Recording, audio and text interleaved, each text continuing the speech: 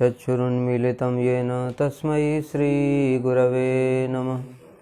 गुरवे गौरचन्द्राय राधिकाय तदालये कृष्णाय कृष्णभक्ताय तद्भक्ताय नमो नमः। वाञ्छाकल्पतरुभ्यश्च कृपा सिन्धुभ्यैव च पतितानां पावनेभ्यो वैष्णवेभ्यो नमो नमः। नमो महावदान्याय कृष्णप्रेमप्रदायते कृष्णाय कृष्णचैतन्यनाम्ने गौरत्रिषे नमः। हे कृष्ण करुणा सिन्धो दीनबन्धो जगत्पते गोपेश गोपिकान्त राधाकान्त नमस्तुते। तप्त कांचन गौरांगी राधे वृंदावनेश्वरी वृषभानुसुते देवी प्रणमामि हरिप्रिये। वृंदायै तुलसीदेव्यै प्रियायै केशवस्य च कृष्णभक्तिप्रदे देवी सत्यवत्यै नमो नमः। श्रीकृष्ण चैतन्य प्रभु नित्यानंद श्री अद्वैत गदाधर श्रीवासादि गौरभक्तवृंद। हरे कृष्ण कृष्ण कृष्ण हरे हरे, हरे राम राम राम हरे हरे। श्री जैव धर्म 24वां अध्याय प्रमेय के अंतर्गत नाम अपराध का विचार। 23वें अध्याय में हम लोगों ने श्रवण किया था श्री हरिनाम की महिमा। हरिनाम की सभी शास्त्रों में अत्यंत अधिक महिमा बताई गई है।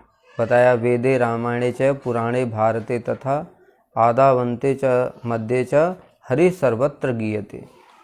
वेद में, रामायण में, पुराण में, महाभारत में सब जगह भगवान के नाम की महिमा आदौ अंत मध्य च अर्थात प्रारंभ में, ग्रंथ के प्रारंभ में, ग्रंथ के मध्य में और ग्रंथ के अंत में भी सर्वत्र ही हरि नाम की महिमा बताई गई है। और ये सारी महिमा हम लोगों ने पिछले अध्याय में श्रवण की। उस दिन ब्रजनाथ और विजय कुमार श्री नाम की महिमा और श्री नाम का स्वरूप तत्व जान करके बड़े आनंदित हुए और घर पहुंचकर विशुद्ध भाव से तुलसी माला पर संख्या पूर्वक 50,000 नाम करने के पश्चात सोए। श्रद्धा की क्या परिभाषा है, इस बात को समझना चाहिए। श्रद्धा किसे कहते हैं?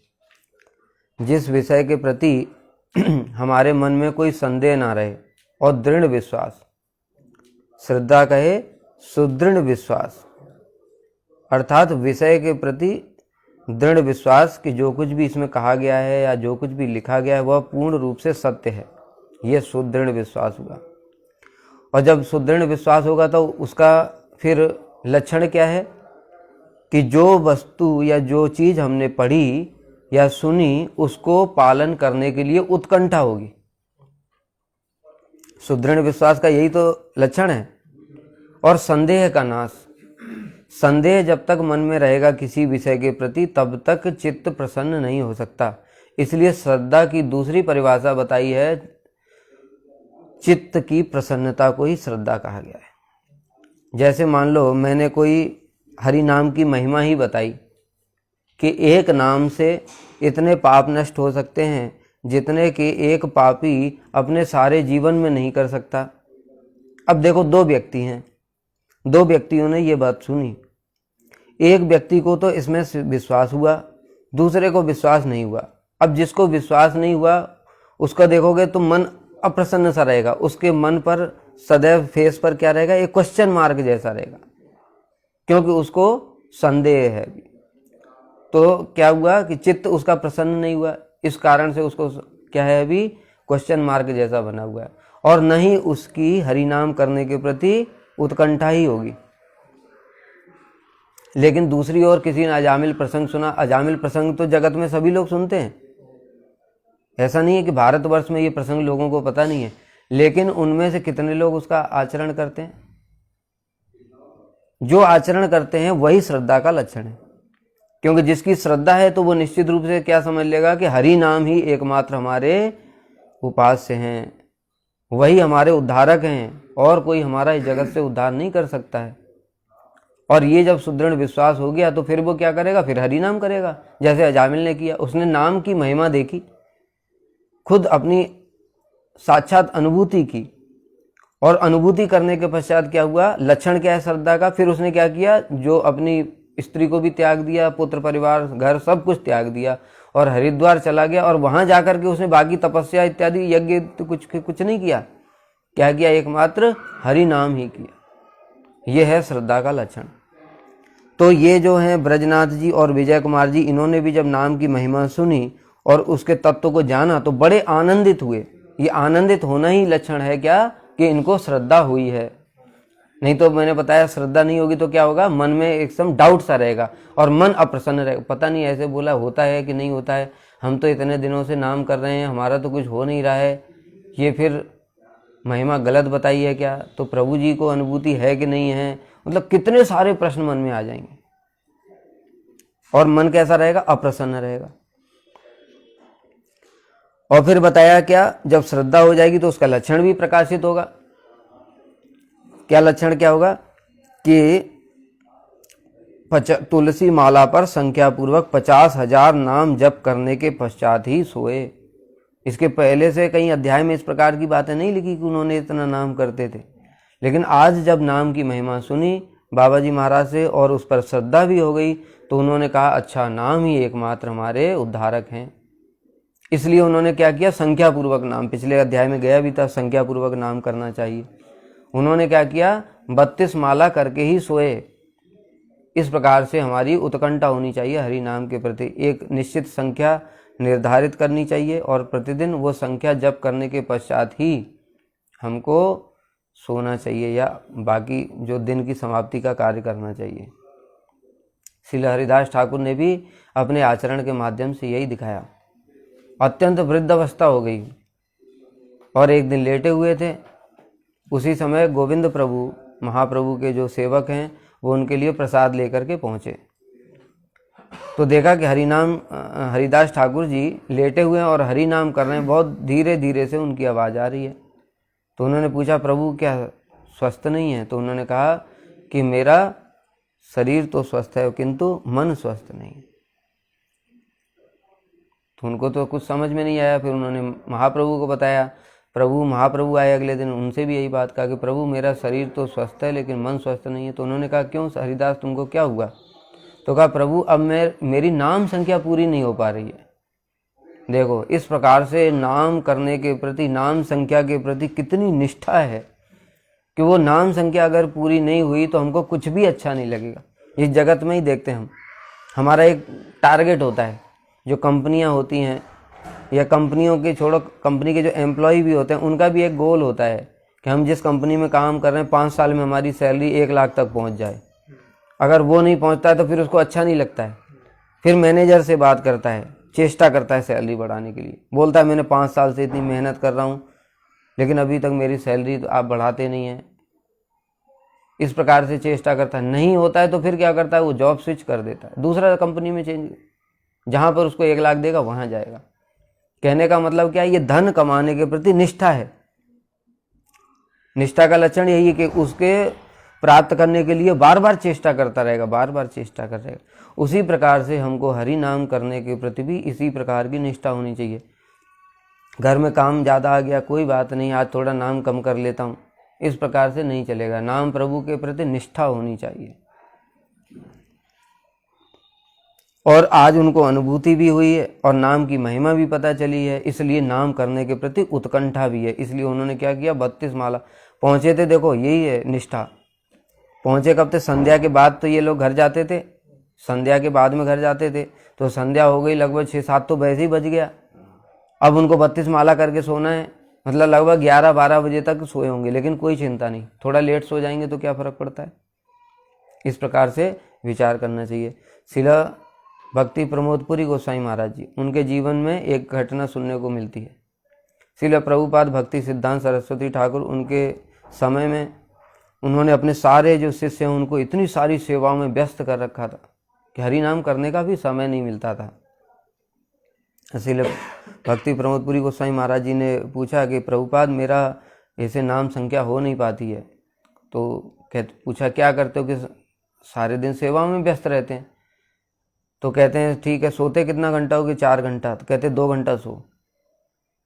तो ये दिखाता, फिर उन्होंने बताया, उन्होंने सारे जीवन आचरण करके दिखाया। तो क्या है कि हमको जो अपनी सुख सुविधा वाला जो समय है उसको काटना चाहिए। हम लोग क्या करते हैं, उल्टा नाम का जो टाइम है वही काट देते हैं। कुछ भी हमको थोड़ी सी समस्या आएगी तो हम जो नाम कर रहे हैं उसमें एडजस्ट करते हैं, लेकिन अपनी सुख सुविधाओं वाला अर्थात खाने पीने सोने इनमें कोई असुविधा नहीं होनी चाहिए। अरे अगर मान लो हरि नाम संख्या पूरी नहीं हुई, घर में खाना बनाते हैं, घर में खाना बनाने में तो 1-1.5 घंटा चला जाता है, फिर बर्तन धोना है, सब्जी काटनी, इतना सारा, तो ये सब करने की क्या जरूरत है? एक दिन दूध पीकर सो जाओ। कितने सारे ऑप्शन होते हैं, फल खा लो, उसमें तो कोई टाइम नहीं, बस काटा और खा लिया, खत्म। तो वो खाना बनाना प्रतिदिन जरूरी है, किंतु लेकिन हरि नाम में तो कंप्रोमाइज कर लेंगे, लेकिन बाकी किसी चीज में कंप्रोमाइज नहीं करेंगे। तो फिर नाम प्रभु क्यों कृपा करेंगे? फिर हमारे एक नाम से अनंत पाप कैसे नष्ट हो जाएंगे? यही विचार है। हम नाम में दोष देख लेते हैं, शास्त्र में दोष देख लेते हैं, किंतु अपने में दोष दिखाई नहीं देता हमको कि हम गलत कर रहे हैं। नहीं, हम तो ठीक हैं सब समय।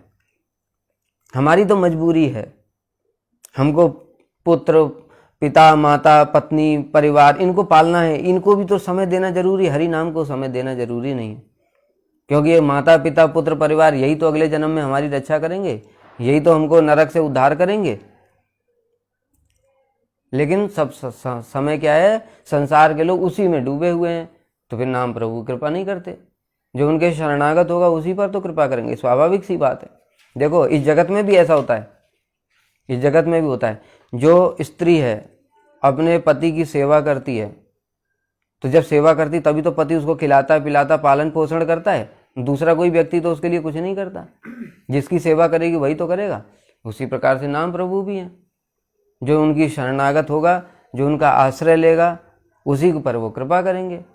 इसलिए जो शुद्ध भक्त हैं उनके तो एक नाम से ही कोटि कोटि अनंत पाप नष्ट हो जाते हैं। और बाकी सब लोग जो उनसे कंप्रोमाइज करते रहते हैं, नाम को जो सबसे लास्ट प्रायोरिटी पे रखते हैं, नाम को सबसे, हाँ टाइम बच जाएगा अब तो चलो माला पकड़ लेते हैं, उसमें भी कहीं अगर कुछ मैच आ रहा है तो उसको भी प्रायोरिटी देना जरूरी है। इस प्रकार की बातें करेंगे तो फिर नाम प्रभु अपनी शक्ति कैसे प्रकाशित करेंगे?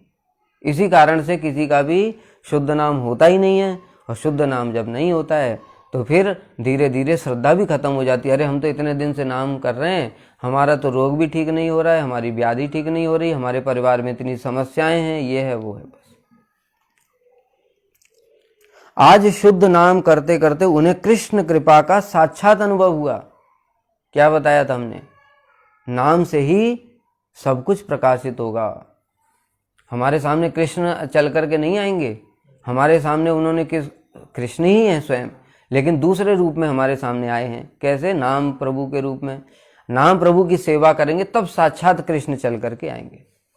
तो ये लोग सामान्य नहीं है, पहले ही हमने बताया था। ये लोग क्या है, शुद्ध भक्ति की अवस्था में पहुंच चुके हैं, भाव भक्ति की अवस्था में।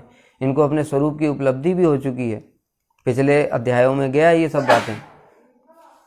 तो जब नाम में इतनी निष्ठा हुई और उन्होंने शुद्ध नाम किया 32 माला, तो क्या हुआ, उन नाम कृष्ण की कृपा का साक्षात अनुभव हुआ। अर्थात नाम प्रभु स्वयं प्रकाशित हुए। और नाम प्रभु प्रकाशित हो गए तो क्या, नाम रूप गुण लीला सब कुछ क्या है, एक ही है, सब एक ही है, अभिन्न है सब।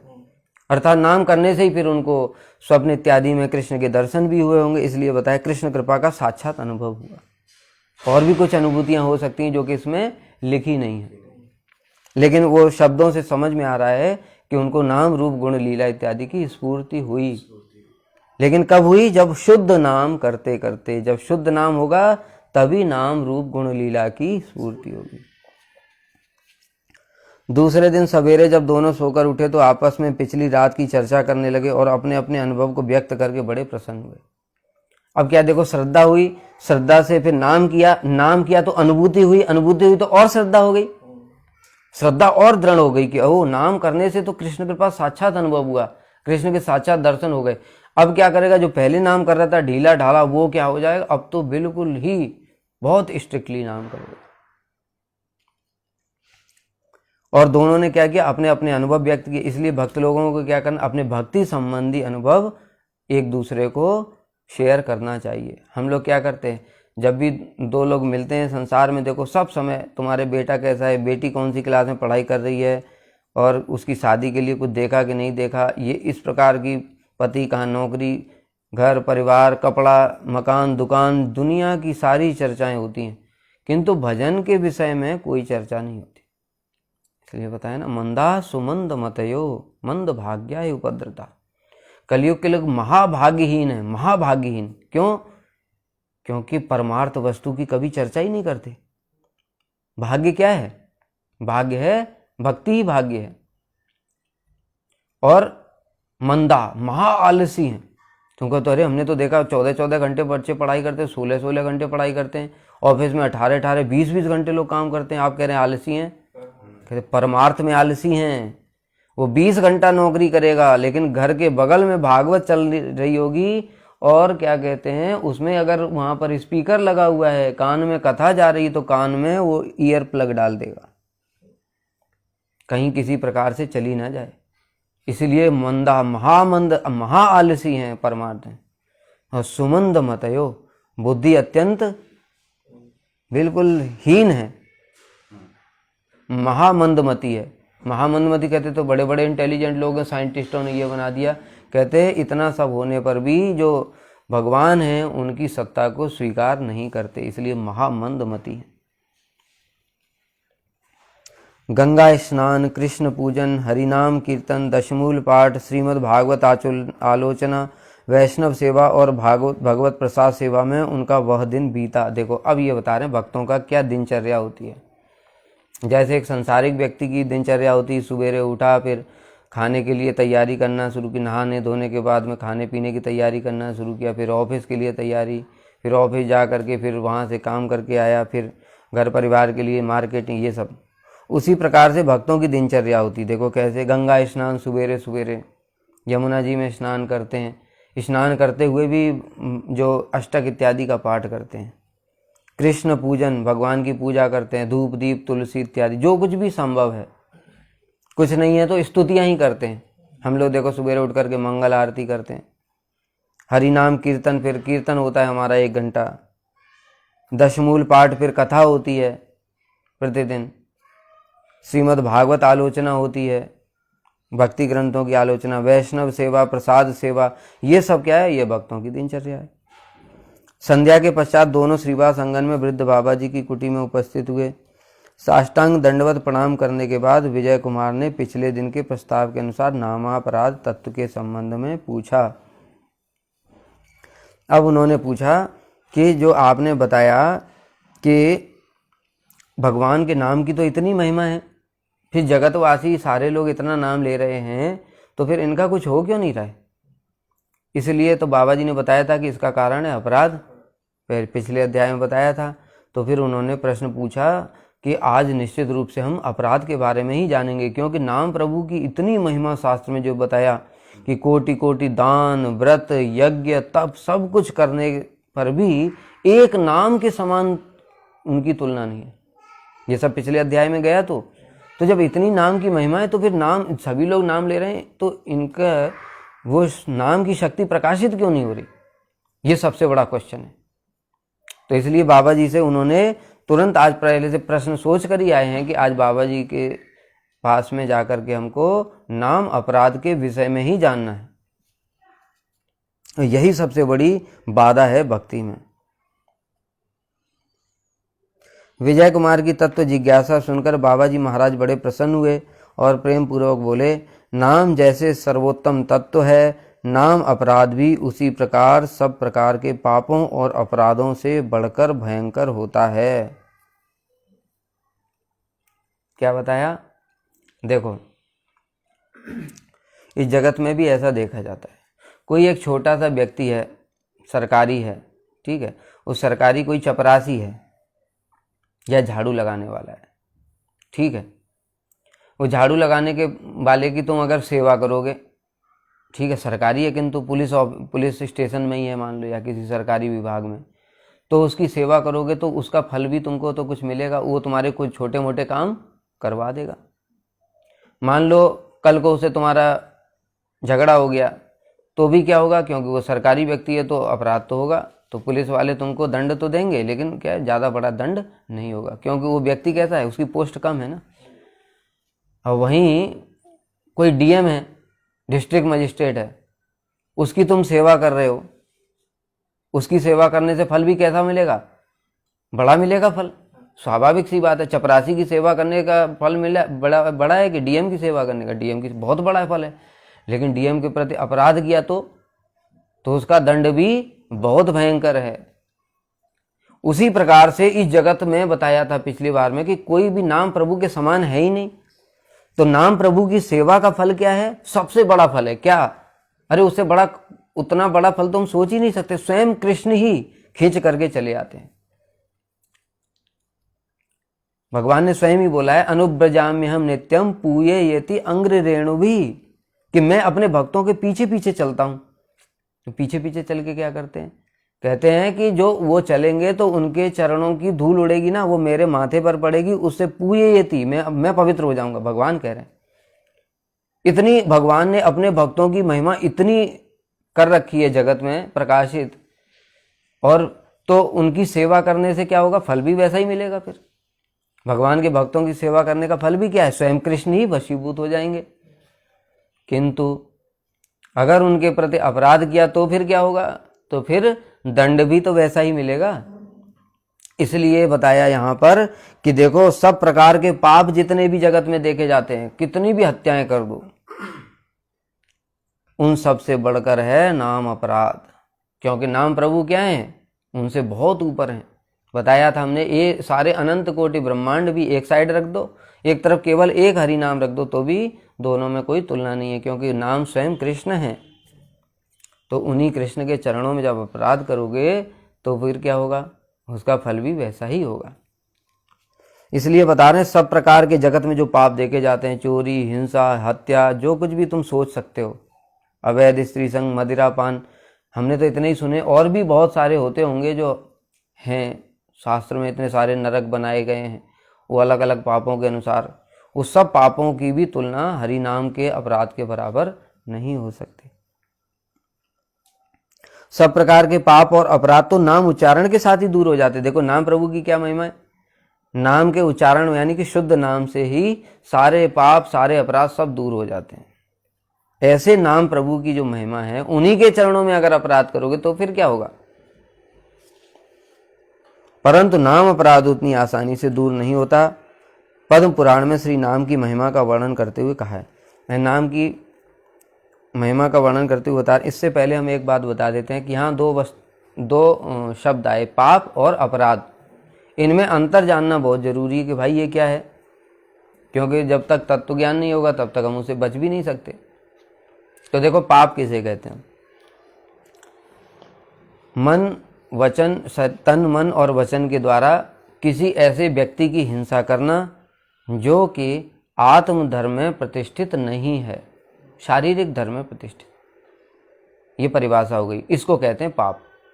तन मन वचन के द्वारा किसी ऐसे व्यक्ति की हिंसा करना जो शारीरिक धर्म में प्रतिष्ठित है, आत्म धर्म में प्रतिष्ठित नहीं है, इसको पाप कहते हैं।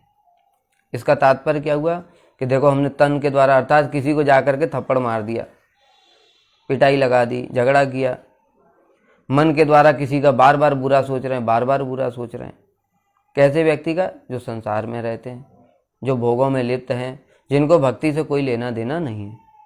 वचन के द्वारा गाली दे दी, कुछ उल्टा सीधा बोल दिया, अपशब्द कह दिए, अपमान कर दिया, ये इन सबको कहा गया है पाप। उसी प्रकार से अपराध, देखो क्रिया समान ही है। जैसे हमने पहले भी बताया है कि भक्ति और कर्म में, क्रिया में कोई भेद नहीं होता है। कर्मी व्यक्ति भी सारे वही काम करता है जो भक्त करते हैं, किंतु भाव जो हृदय में है उसके कारण वो एक कर्म हो जाता है, एक भक्ति हो जाती है। उसी प्रकार से यहाँ भी अपराध का मतलब है अपगत राध इति अपराध, जिसके कारण सारे, जो राध माने प्रीति, प्रेम, दूर हो जाता है। भगवान का जो प्रेम है वो दूर हो जाता है, उसको कहते हैं अपराध। परिभाषा क्या है, तन मन वचन के द्वारा किसी ऐसे व्यक्ति की हिंसा करना जो कि आत्म धर्म में प्रतिष्ठित हो चुका है अथवा आत्म धर्म में प्रतिष्ठित होने के लिए प्रयास कर रहा है, इसी को अपराध कहते हैं। क्रिया वही है। देखो अब वैसे बताए, शरीर के द्वारा किसी वैष्णव की हिंसा कर देना, उसको अपमान कर देना वचन के द्वारा, मन के द्वारा उसका अहित सोचना, ये सब क्या हो गया? एक ही क्रिया है, अपराध हो गई। उदाहरण से इसको कैसे समझ सकते हैं? जैसे मान लो कोई व्यक्ति है, उसका बाहर किसी रिक्शे वाले से झगड़ा हो गया। अब यहाँ पर ये बता रहे हैं कि अपराध के कारण भगवान असंतुष्ट क्यों हो जाते हैं। किसी रिक्शे वाले से तुम्हारा झगड़ा हो गया, तुमने उसको जाकर के पीट दिया।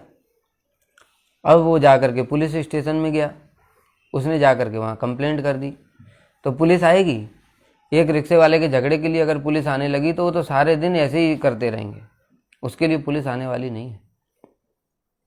ये जरूर है उसको सांत्वना देने के लिए, हाँ ठीक है चलो आ रहे हैं, चलो ऐसे बोल देंगे। किंतु दूसरी ओर कोई एक व्यक्ति है जो पुलिस स्टेशन में ही नौकरी करता है, वहाँ का एम्प्लॉय है, वो चाहे अभी बहुत ऊंची पोस्ट पर नहीं है, छोटी पोस्ट पर है, उसको तुमने झगड़ा करके पिटाई कर दी, अब क्या करेगा? पुलिस वाले तुरंत तुमको आकर के एक्शन लेंगे। ऐसा क्यों हुआ? क्योंकि वो जो व्यक्ति है उसका पुलिस के साथ क्या है? संबंध है। उसी प्रकार से जो भक्त हैं उनका भगवान के साथ में क्या है? संबंध है। वो भगवान के अपने जन हैं, इसलिए उनको जैसे ही कोई कष्ट देता है तो भगवान साथ ही साथ एक्शन लेते हैं। भगवान इसलिए गीता में बोला, समोहम सर्वभूतेषु न मे द्वेष्योऽस्ति न प्रिय, मैं सभी के लिए समान हूँ, न मेरा कोई द्वेषी है न कोई प्रिय है। किंतु ये भजन्ते तुमाम भक्त्या मयि ते तेषु चाप्यहम्, जो मेरा भक्ति पूर्वक भजन करते हैं मैं उनके भीतर में हूँ और वो मेरे भीतर में है। इसलिए भगवान साथ ही साथ एक्शन लेते हैं। इसका उदाहरण बताएंगे जब पहला नाम अपराध आएगा साधु निंदा में। तो ये नाम और अपराध में, पाप और अपराध में क्या भेद है, इसको पहले जानना आवश्यक है, जिससे कि हम लोग ये समझ सकें कि हमको वैष्णवों के प्रति तन मन वचन के द्वारा कभी हिंसा करनी नहीं चाहिए, सोचना भी नहीं चाहिए। शास्त्र में श्लोक है पद्म पुराण में, हंति निंदन्ति वैद्वेष्टि वैष्णवान न अभिनंदति क्रुध्यते याति नो हर्षम दर्शने पतनानि सट। ये 6 लोगों का पतन हो जाता है।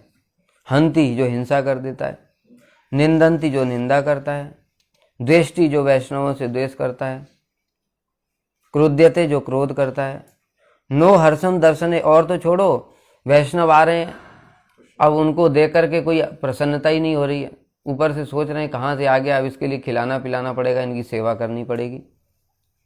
ये क्या है? नो हर्षम दर्शने, क्रुद्धते याति नो हर्षम दर्शने पतनानि सट। और वैष्णवन न अभिनंदति, जो वैष्णवों का अभिनंदन नहीं करता, अर्थात जैसे वैष्णव आते हैं, जैसे श्रेष्ठ वैष्णव हैं तो उनको क्या करना चाहिए? बाहर जा करके उनको साथ में लेकर के आना चाहिए, कहीं वो जाते तो उनको साथ में छोड़ करके आना चाहिए। सबके लिए ऐसा संभव नहीं है, किंतु जो श्रेष्ठ वैष्णव है उनके प्रति कम से कम इस प्रकार का अभिनंदन करना चाहिए। अब यह नाम की महिमा बता रहे हैं पद्म पुराण में, नाम अपराध युक्ता नाम नामान एव हरन्ति अघम अविश्रांत प्रयुक्तानि तान्येव अर्थ कराणि च। पद्म पुराण स्वर खंड में बता रहे हैं, नाम अपराध युक्ता नाम, जो नाम अपराध करता है जो व्यक्ति, नामान एव हरन्ति अघम, उसके जो पाप हैं या जो उसके अपराध हैं वो सब कौन नष्ट करते हैं? नाम प्रभु ही नष्ट करते हैं, उसका और कोई उपाय नहीं है। तुम सोचो दूसरे किसी उपाय से नाम अपराध कर दोगे, अभी नाम अपराध आगे आएगा 10 प्रकार का क्या होता है, लेकिन अभी यहाँ जान लो कि नाम अपराध कैसे दूर होता है, केवल नाम से ही दूर होता है और कोई भी उपाय नहीं। जैसे बताया था पिछले अध्याय में, सेवा अपराध है। सेवा अपराध अर्थात ठाकुर जी की सेवा कर रहे हैं, विग्रह की अर्चन कर रहे हैं, पूजा कर रहे हैं, उसमें भी अपराध होते हैं, तो वो सारे अपराध नाम करने से दूर हो जाते हैं। किंतु नाम अपराध सेवा करने से दूर नहीं होते। तीर्थ स्नान यज्ञ व्रत पुण्य कुछ भी कर डालो, नाम अपराध का कोई भी उपाय नहीं है, केवल मात्र नाम ही है। अविश्रांत प्रयुक्तानि, निरंतर हरि नाम करने से क्या होता है? तान्येव अर्थ कराणि च, प्रेम रूपी अर्थ अर्थात प्रयोजन प्राप्त होता है। तो नाम अपराधी व्यक्ति को क्या करना चाहिए? फिर निरंतर हरि नाम करना चाहिए। कैसे करना चाहिए? धीरे धीरे एक एक करके आएगा। उसकी विधि क्या है, नाम अपराध हो जाए तो क्या करना चाहिए, सब आएगा। देखो नाम अपराध नष्ट करने का उपाय कितना कठिन है, इसलिए नाम अपराध से सावधान रहना चाहिए, क्योंकि फिर तुमको निरंतर हरि नाम करना पड़ेगा। और हम तो बद्ध जीव हैं, निरंतर हरि नाम कर नहीं सकते, और निरंतर हरि नाम नहीं कर सकते तो फिर अपराध दूर नहीं होगा, अपराध दूर नहीं होगा तो फिर बड़ा दंड भोगना पड़ेगा। इसलिए क्या उपाय है, नाम अपराध से बचो, यही उपाय। अतः बुद्धिमान व्यक्ति नाम अपराध वर्जन पूर्वक नाम लेते हैं। वो क्या करते हैं, नाम अपराध से सदैव दूर रहते हैं। जहाँ भी नाम अपराध होने की संभावना रहती है वैसे काम नहीं करते, सावधान रहते हैं। यदि ऐसा प्रयत्न किया जाए कि नाम अपराध न हो तो अत्यंत शीघ्र ही शुद्ध नाम उदित हो जाए। जैसे ये ब्रजनाथ और विजय कुमार का, कुछ ही महीनों में बाबा जी के पास जाते जाते संग करते करते कुछ ही दिनों में इनके भाव अवस्था भी आ गई, इनको स्वरूप भी पता चल गया। अभी देखो शुद्ध नाम भी 50,000 नाम शुद्ध नाम।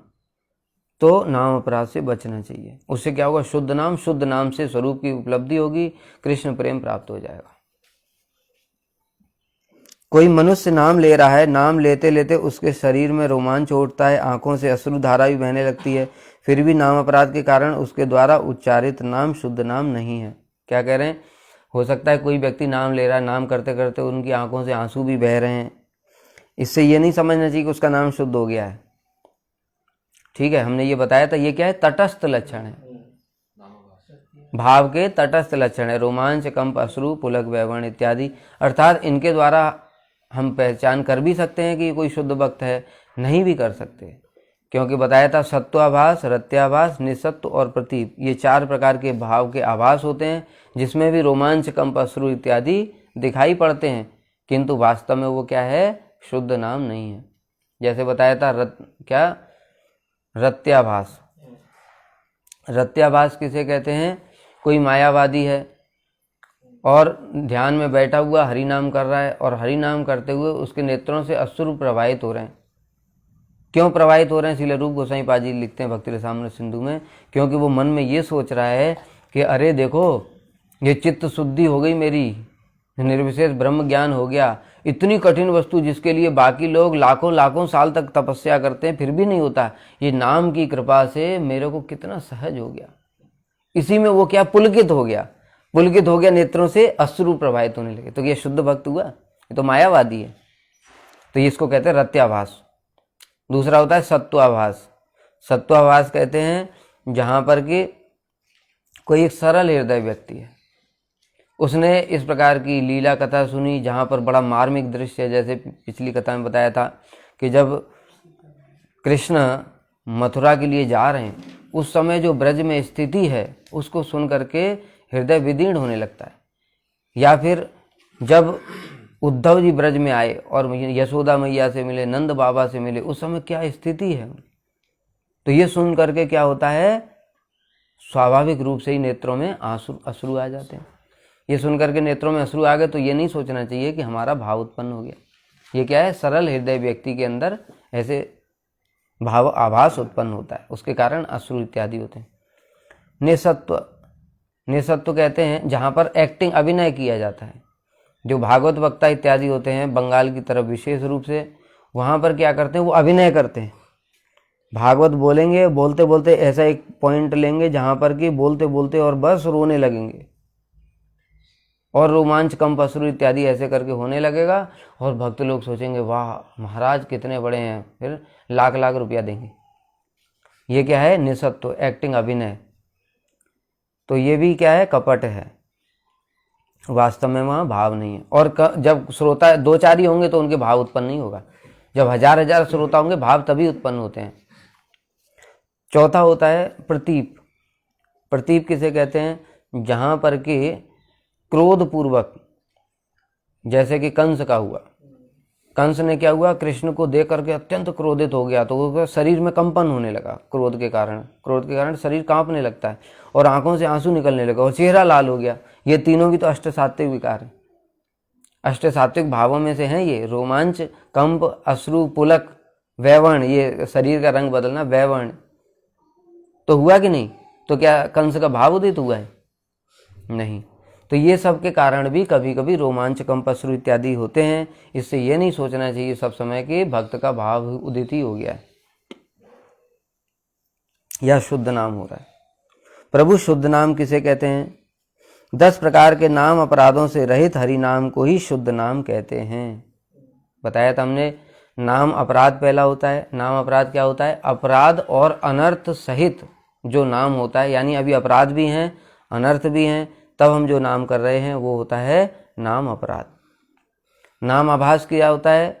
जब अपराध दूर हो गए, नाम करते करते अपराध दूर हो गए, केवल अनर्थ बचे हुए हैं और संबंध ज्ञान अभी हुआ नहीं, इसको कहते हैं नाम आभास।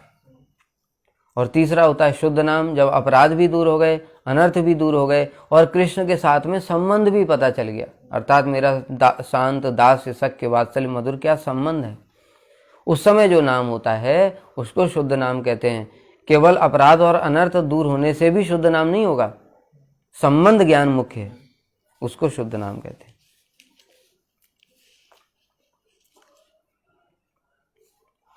अक्षरों की शुद्धता अथवा अशुद्धता आदि का इसमें कोई विचार नहीं होता, ये विशेष बात है। क्या कि अक्षर कोई हरे कृष्ण, अब हम लोग कृष्ण बोलते हैं तो कृष्णा है वो तोड़ा, तो हम कृष्णा थोड़ी बोलते हैं, हरे कृष्णा ऐसे कोई बोलता है क्या? वैसे ही कोई चाइनीज भक्त है वो हरे कृष्णा ऐसे ऐसे बोलते हैं, कोई दूसरे जो उच्चारण नहीं कर पाते वो अलग अलग प्रकार से बोलते हैं। तो यहाँ पर कहने का अक्षरों की शुद्धता अथवा अशुद्धता का इसमें विचार नहीं है, मुख्य क्या है? अपराध और अनर्थ दूर होकर के संबंध ज्ञान युक्त हो जाना। कोई चाइनीज भक्त भी है, अगर उसका संबंध ज्ञान हो गया है तो वो हरे कृष्णा बोल रहा है तो उसी से ही भगवान प्रकट हो जाएंगे। और हम पूरा शुद्ध उच्चारण कर रहे हैं बिल्कुल वेद मंत्रों के जैसा, तो भी उससे प्रकट नहीं होंगे। तो मुख्य बात क्या है? अक्षरों की शुद्धि अशुद्धि का विचार नहीं है, मुख्य क्या है? अपराध अनर्थ रहित संबंध ज्ञान सहित। जैसे बता रहे हैं, नामेकम यस्य वाची स्मरण पदगतम स्रोत मूलम गतम वा शुद्धम वा अशुद्धम वर्णम व्यवहित रहितम तारयत्येव सत्यम तच्चेद देह द्रविण जनता लोभ पाषाण मध्ये निक्षिप्तम स्यान्न फल जनकम शीघ्रमेव अत्र विप्र। पद्म पुराण के स्वरखंड में यहाँ बता रहे हैं, क्या बता? नामेकम यस्य वाची स्मरण पदगतम स्रोतमूलम गतम वा, के नाम एकम, एक नाम भी जिसकी जीवा पर, वाची माने वाणी पर, जीवा पर उदित हो जाता है, स्मरण मन में, अथवा श्रोत्र मूलम कर्ण में, कान में चला जाता है, उसका क्या होता है? शुद्धम व अशुद्धम वर्णम, वो चाहे शुद्ध वर्ण उच्चारण किया हो चाहे अशुद्ध वर्ण। कारण क्या है? शुद्ध और अशुद्ध होने पर भी क्यों ऐसा हो रहा है? पिछली कथा में हमने बताया था, अक्षर ब्रह्म, अक्षर ब्रह्म का मतलब ही क्या है? ह भी पूर्ण कृष्ण है, का कृष्ण का, क भी पूर्ण कृष्ण है, जो री है वो भी पूर्ण कृष्ण है, जो सा है वो भी पूर्ण कृष्ण है और ना भी पूर्ण कृष्ण है। इसलिए कोई फर्क नहीं पड़ता है कि उसमें शुद्ध या अशुद्ध हुआ, मुख्य वही है, अपराध और अनर्थ रहित होना चाहिए। तो शुद्धम व अशुद्ध वर्णम व्यवहित रहितम, और क्या होना चाहिए? जो बाधाएं हैं वो बाधाओं से रहित होना चाहिए। बाधाएं क्या है बताएंगे आगे। तार्यत्येव सत्यम, निश्चित रूप से त्राण उद्धार कर देता है हरिनाम। तच्चेद देह द्रविण जनता, अब बाधाएं बता रहे हैं क्या है। देखो, तच्चेद देह द्रविण जनता, देह माने शरीर, द्रविण माने घर इत्यादि, अर्थ संपत्ति, ठीक है, और जनता माने पुत्र परिवार इत्यादि स्वजन। लोभ पाषाण मध्य, और लोभ, लोभ क्या? स्त्री का लोभ, धन का लोभ, प्रतिष्ठा का लोभ, इन सब का। पाषाण मध्य, ये इनको बताया पत्थर के समान है, ये सब जितनी बताया क्या? देह द्रविण जनता लोभ, ये सब क्या? पाषाण, ये पत्थर है। जब ये पत्थर के ऊपर जब वो हरिनाम पतित होता है तो क्या होता है? स्यात् न फल जनकम, तब वो फल प्रदान नहीं कर देता। शीघ्रम एव अत्र विप्र, शीघ्र ही फल प्रदान नहीं होता। ये कहने से क्या तात्पर्य हुआ कि ये इनके ऊपर जब पतित होता है, अर्थात कहने का मतलब है, इस शरीर के लिए तुम कुछ हरिनाम करते हो, शरीर के लिए कुछ चाहते हो, देह द्रविण अर्थ संपत्ति घर परिवार इनके लिए कुछ चाहते हो, या पति पत्नी माता पिता भाई बहन इनके लिए कुछ चाहते हो, तो नाम प्रभु कहाँ? उनके ऊपर गिर रहे हैं, अर्थात उनके नाम प्रभु से उनके विषय में कुछ तुम इच्छा कर रहे हो, इसलिए कहा पाषाण मध्य। तो ये पत्थर पर गिरता है तो फिर, और या फिर धन की कामना, स्त्री की कामना, प्रतिष्ठा की कामना, ये सब कामना है, तो नाम प्रभु फिर क्या है, शीघ्र फल प्रदान नहीं करते, इसलिए इनको बताया है पाषाण मध्य। ये बाधाएं जो होती हैं, क्या बताया था, व्यवहित। व्यवहित माने बाधाएं। बाधाएं क्या हैं, सामान्य बाधा है, एक बृहत बाधा है। सामान्य बाधा क्या है, जैसे बताया बाधा उच्चारण की नामाभास, नामाभास देर से फल प्रदान कर, नामाभास।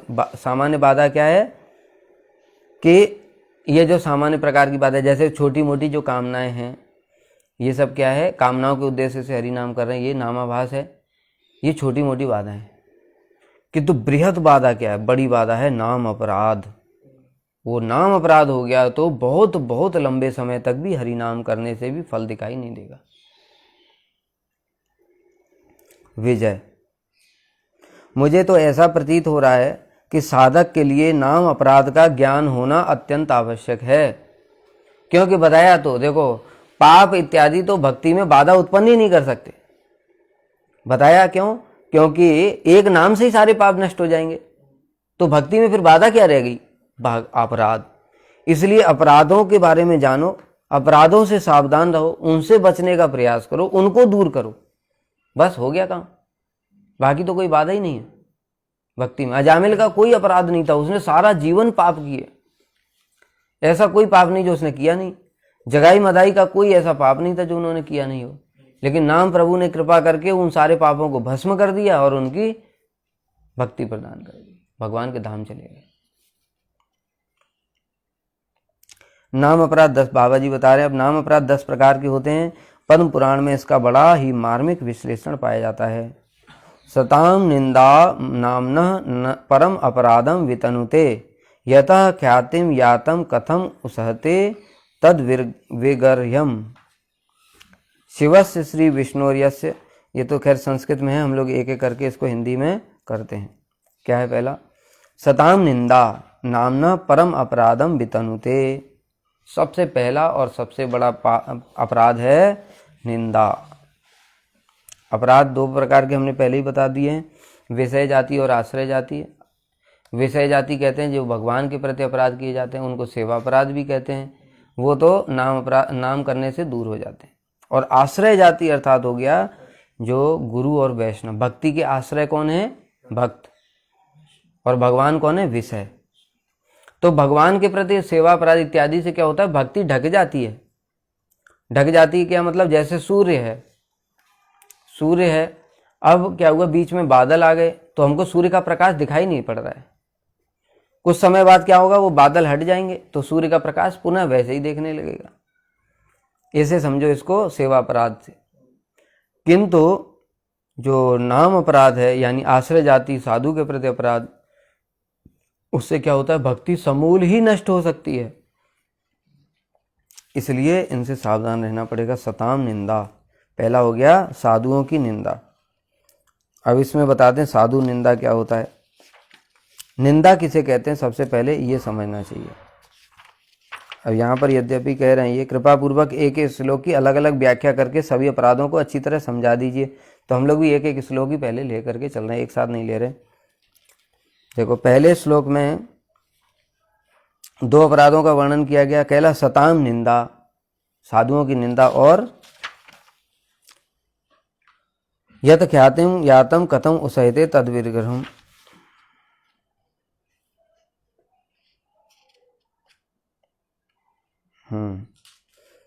पहले श्लोक में बताया कि जिन संतों ने कर्म धर्म ज्ञान योग तपस्या आदि का संपूर्ण रूप से परित्याग कर अनन्य भाव से भगवान नाम का आश्रय ले रखा है, उनकी निंदा करने से बड़ा अपराध होता है। क्योंकि जो लोग इस जगत में नाम का वास्तविक महात्म प्रचार करते हैं, उनकी निंदा हरिनाम सहन नहीं कर सकते। एकांतिक नाम परायण संतों की निंदा नहीं करनी चाहिए, बल्कि उन्हें सर्वश्रेष्ठ साधु मानकर उनके संग में रहकर नाम कीर्तन करना चाहिए। ऐसा करने से नाम की बड़ी जल्दी। क्या बता रहे हैं, इस जगत में देखो जो नाम की महिमा है वो किस कारण से है। क्या जो नाम प्रभु हैं अर्थात हरे कृष्ण जो महामंत्र हैं, क्या वो खुद चल चल करके लोगों को बोलते हैं अरे देखो मैं महामंत्र हूँ, मेरा जप करो तुम्हारा उद्धार होगा, ऐसा होता है क्या? उनकी महिमा कौन प्रकाशित करता है जगत में? साधु लोग प्रकाशित करते हैं। अब जो साधु लोग नाम प्रभु की महिमा को जगत में प्रकाशित कर रहे हैं, उनको ही अगर तुम कष्ट प्रदान करोगे, उनकी ही निंदा करोगे, उनकी आलोचना करोगे, तो फिर नाम प्रभु कैसे सहन कर सकते हैं? जैसे मैंने अभी बताया ना कि एक देश का राजा है और वो किसी व्यक्ति को भेजता है कि जाओ तुम प्रजा में बोल दो जा करके, महाराज की ये महिमा है, महाराज की ये महिमा है। महाराज की महिमा को वो जा करके बोल रहा है। अब जो व्यक्ति उसको बाधा देगा तो वो क्या राजा को बोलेगा जा करके? अब राजा क्या करेगा? उसको सीधे उठा करके दंड प्रदान करेगा। इसी प्रकार से नाम प्रभु हैं, वो तो चिन्मय हैं, वो तो अपना स्वयं प्रचार करते नहीं हैं। उनका प्रचार कौन करते हैं? उनके भक्त। और वो भक्त ही जा जा करके इस विश्व में आज जो नाम की महिमा इतनी प्रचारित है, किसने की? इसीलिए प्रभुपाद भक्ति सिद्धांत सरस्वती ठाकुर ने, उन्होंने अपने शिष्यों के द्वारा सारे विश्व में आज जो नाम की महिमा को प्रचार किया है। अब जो उन्होंने ऐसी नाम की महिमा को प्रचार किया, उनके चरणों में उनकी कोई निंदा कर देगा तो फिर नाम प्रभु कैसे सहन करेंगे? इसलिए भगवान ने स्वयं ही बोला ये बात भागवत में, श्रीमद् भागवत में प्रसंग आता है जब जय विजय को चतुर्सेन ने शाप दे दिया। चतुर्सेन भगवान के दर्शन करने गए थे वैकुंठ में, वहां पर पहुंचे तो जय विजय ने उनको रोक दिया, तो चतुर्सेन ने उनको शाप दे दिया कि तुम लोग असुर हो जाओ। उस समय भगवान वहां पर प्रकट हुए और भगवान ने प्रकट होकर के स्वयं ही बोला कि जो तुम्हारे जैसे साधु हैं वही, उनके कारण ही मेरी जगत में महिमा है। और इन साधुओं का अर्थात आपके जैसे साधुओं का अगर मेरा अपना हाथ, अब मेरी भुजा, मेरी अगर अपनी भुजा भी उनकी विरोधी हो जाए तो मैं भुजा को भी काट दूंगा। भगवान ने इतनी बड़ी बात बोल रखी है साधुओं के लिए, औरों की तो बात ही क्या कहना। तो फिर क्या होगा? भगवान उसको कैसे सहन करेंगे? इसलिए नाम प्रभु क्या करते हैं? उस व्यक्ति के प्रति अपनी पूर्ण शक्ति जो है उनके अंदर, अनंत शक्ति, उसको क्या कर देते हैं? गोपन कर लेते हैं, छुपा देते हैं। अब क्या है? वो नाम लेता रहे, उसके लिए नाम तो क्या है? अक्षर मात्र है, शब्द सामान्य है, अब उससे कोई फर्क ही नहीं पड़ेगा। और फिर क्या होगा? धीरे धीरे उसके मन में संदेह उत्पन्न हो जाएगा। दंड भी उसको अलग मिलेगा, दंड भी अलग मिलेगा। जैसे कि उदाहरण दिया, भागवत में कथा आती है श्री अम्बरीश महाराज। अम्बरीश महाराज के प्रति दुर्वासा ऋषि ने क्या किया? उन्होंने कृत्या प्रकट कर दी उनको मारने के लिए। और अम्बरीश कौन है? नवदा भक्ति का पालन करते हैं, भगवान की भक्ति की महिमा को इस जगत में प्रकाशित कर रहे हैं, वो भगवान का प्रचार करते हैं। और उनको ही मारने के लिए स्वयं दुर्वासा ऋषि ने उनको कृत्या प्रकट कर दी। अब देखो यहाँ पर ये प्रसंग के माध्यम से यही शिक्षा दी गई है, इसको समझना चाहिए। भक्त में और तपस्वी में क्या अंतर होता है कि दुर्वासा कौन है? सब प्रकार से अम्बरीश महाराज से श्रेष्ठ हैं लौकिक दृष्टि से। कैसे? अम्बरीश महाराज क्षत्रिय हैं, दुर्वासा ऋषि कौन है? ब्राह्मण है। और कोई छोटे मोटे ब्राह्मण भी नहीं है। अत्रि ऋषि और अनुसुईया उन दोनों के पुत्र हैं। अत्रि ऋषि कौन है? सप्त ऋषियों में से एक हैं, ब्रह्म ऋषि हैं, उनकी संतान है, महायोगी हैं, इतनी सारी सिद्धियां हैं उनके, और त्यागी हैं। और दूसरी ओर अम्बरीश महाराज क्या हैं? गृहस्थ हैं, वो तो तपस्या भी नहीं करते कुछ, उनके पास कोई शक्ति भी नहीं है, केवल मात्र क्या है? भगवान की भक्ति करते हैं, नाम प्रभु का उन्होंने आश्रय ले रखा है। और इसी के फल से क्या हुआ फिर? जब दुर्वासा ऋषि ने अपनी शक्ति दिखाई तो अम्बरीश महाराज ने तो कुछ भी बोला भी नहीं, उन्होंने तो हाथ जोड़ लिए, क्योंकि वो शरणागत भक्त नाम प्रभु के। किंतु भगवान को ये सहन नहीं हुआ और वो सुदर्शन चक्र उनके दुर्वासा के पीछे लग गए। उन्होंने कृत्या को जला करके भस्म कर दिया और उसके बाद में दुर्वासा के पीछे लग गए। 1 साल तक दुर्वासा सत्यलोक में गए, ब्रह्मा जी के पास में गए, वहां भी उनकी रक्षा नहीं हुई। शिव जी के पास गए, वहां भी रक्षा नहीं हुई। अंत में वैकुंठ में गए, वहां भी रक्षा नहीं हुई। नारायण का चक्र है, वहां भी रक्षा नहीं हुई। क्यों नहीं रक्षा हुई? क्योंकि भगवान ने बोला, देखो दुर्वासा सुनो, अहम भक्त पराधीनो ही अस्वतंत्र इव द्विज साध्वीग्रस्त हृदयो भक्तैर भक्त जन प्रिय।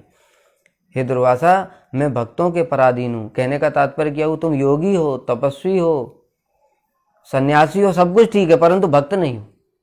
इसी बात को हमको समझना चाहिए। जगत के लोग क्या सोचते हैं, थोड़ा चमत्कार दिखा दिया, कोई दुर्वासा से ज़्यादा चमत्कार दिखा सकता है क्या? इतनी शक्ति है आज किसी के पास में? उनके लिए भी भगवान क्या बोल रहे हैं, तुम भक्त नहीं हो।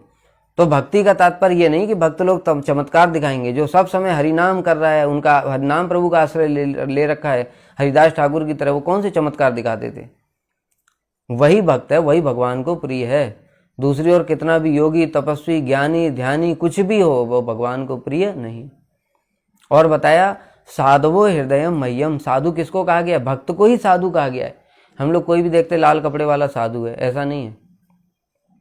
ये जो जितना भी परिक्रमा मार्ग में बैठे हुए हैं, अभी क्या बताया था, जब नाम इस पर गिरते हैं, किस पर? धन, प्रतिष्ठा, स्त्री इत्यादि पर, तो नाम प्रभु क्या करते हैं, अपनी शक्ति प्रकाशित नहीं करते।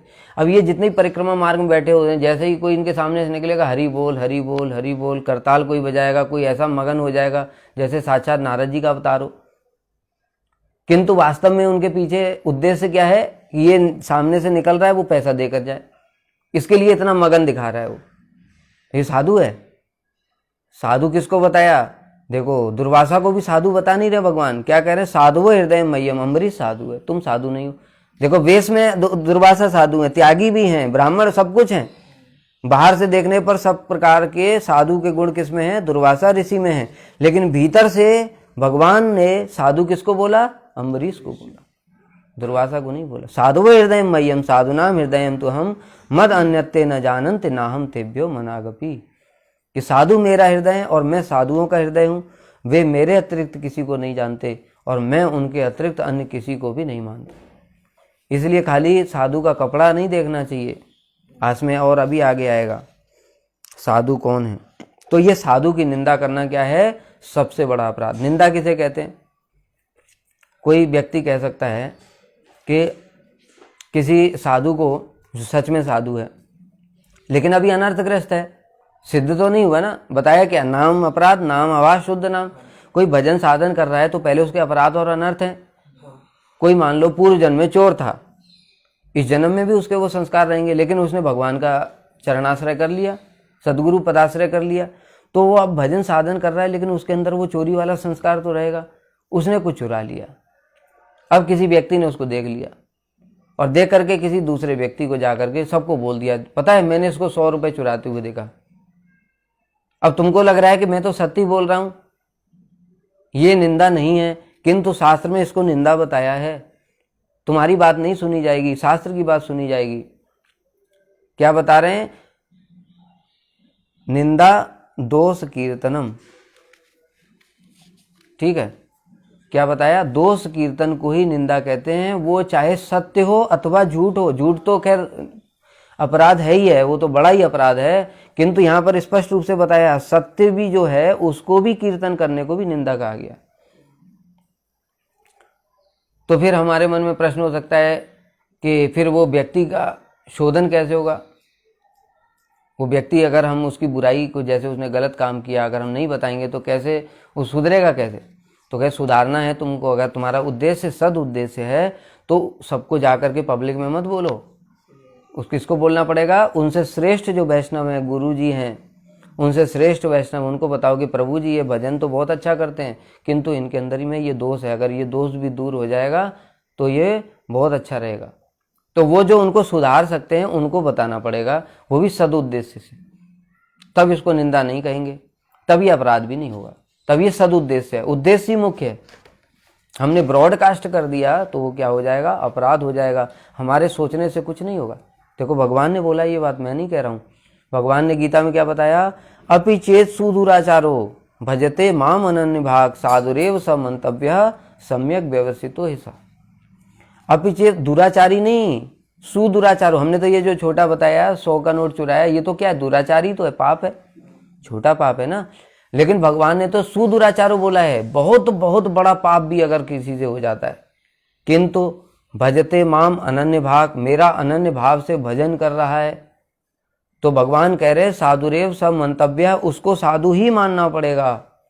यहां पर भगवान ने चॉइस नहीं दी कि तुम मान लो, मान सकते हो, मानना चाहिए, ऐसा नहीं बोला। मंतव्य आदेश है, मानना ही पड़ेगा। तो अनन्य भाव क्या है? यहां पर ये विचार मुख्य है। कि भाई साधु फिर किसको माने? साधु उसको मानना पड़ेगा जो अनन्य भाव से भगवान का भजन कर रहा है।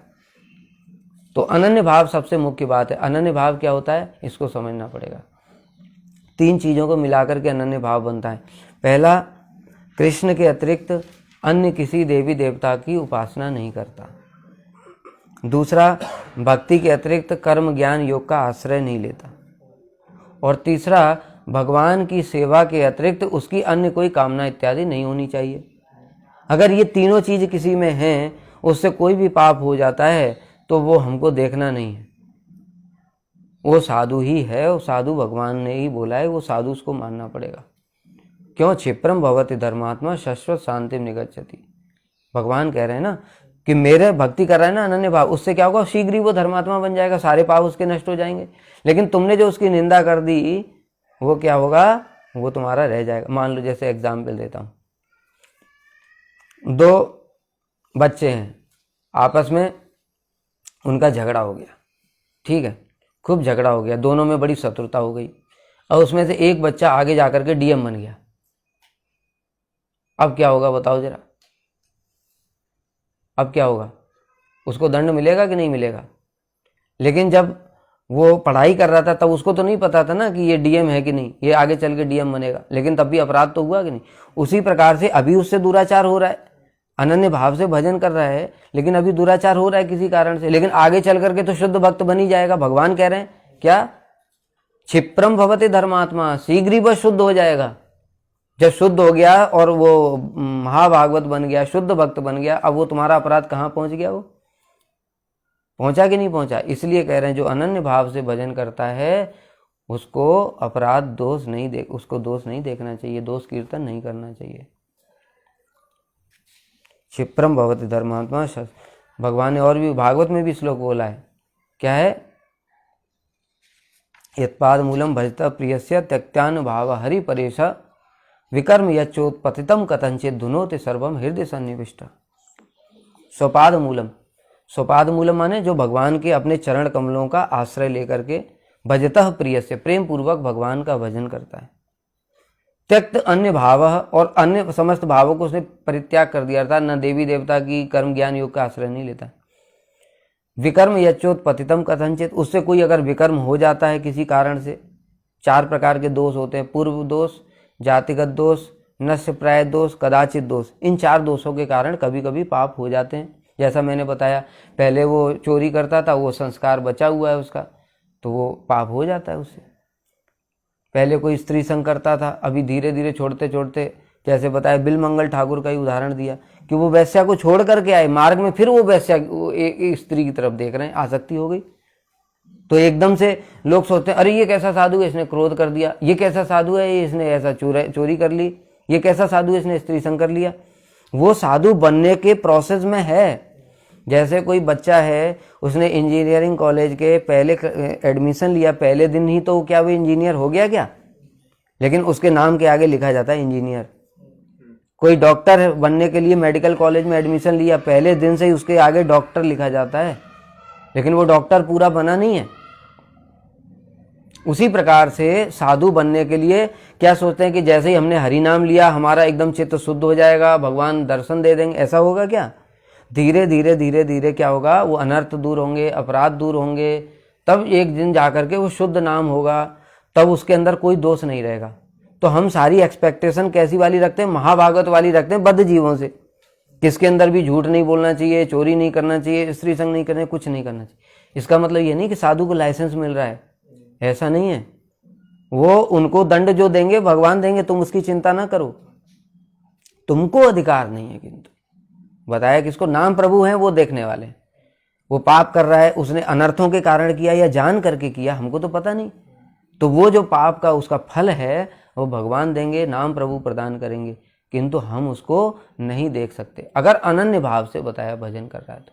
इसलिए मुख्य क्या है? अनन्य भाव। साधु की पहचान होती है अनन्य भाव से, न उसकी शक्तियों से, न उसकी गुणों से भी नहीं होती। बताया जैसे कोई झूठ बोल देता है, कोई चोरी कर लेता है, इससे भी नहीं होती कि ये जो झूठ नहीं बोलता, जो क्या कहते चोरी नहीं करता, स्त्री संग नहीं करता, वही सबसे बड़ा साधु। ये आवश्यक नहीं, हो भी सकता है, नहीं भी हो सकता। तो मुख्य बात क्या है? अनन्य भाव, जिसको बताया स्वरूप लक्षण है वो साधु का वो उसको साधु मानना पड़ेगा, फिर उसकी हमको निंदा इत्यादि नहीं करनी चाहिए। आज यहीं तक रखते हैं। वांछा कल्पतरुभ्यश्च कृपा सिंधुभ्यैव च पतितानां पावनेभ्यो वैष्णवेभ्यो नमो।